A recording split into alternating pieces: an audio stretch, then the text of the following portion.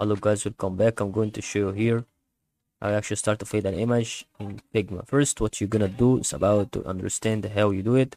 First, what you're gonna do is about to import an image and place it, and then as you can see, we can start right now to understand about add rectangle on the top of it, and apply a black transparent gradient to the rectangle.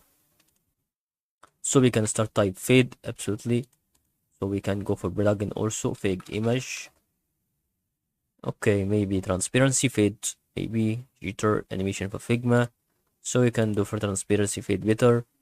So as you can see, we can start right here to make it to start to circle linear or that situation or linear. Okay, so we can start right now to have a certain color posed. If you see here that is not faded. So we can start to add it to Figma as you can see. And okay, using right now guys, that is really adding it.